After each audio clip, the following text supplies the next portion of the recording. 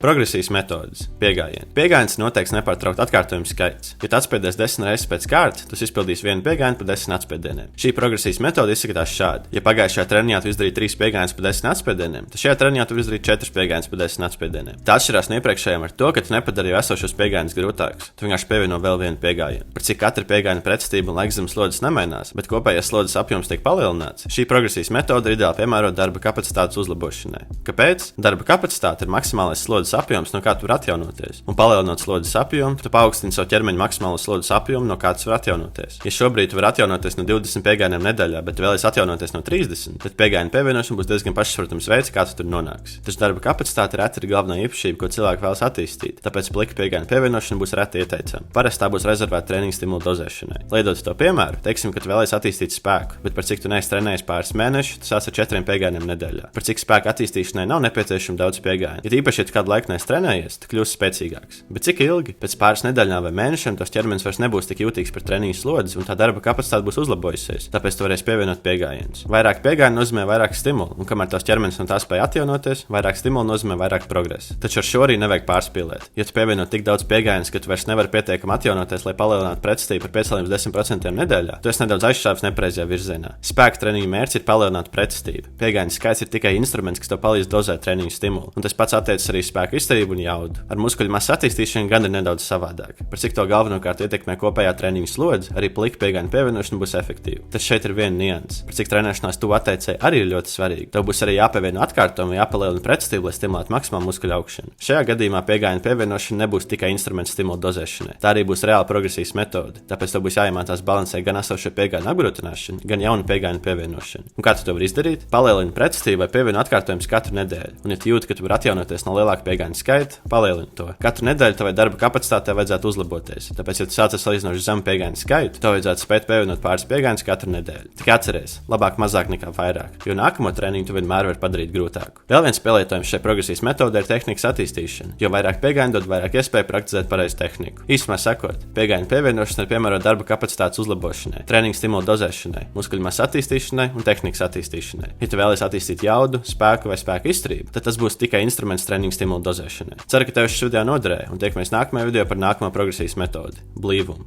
Čau!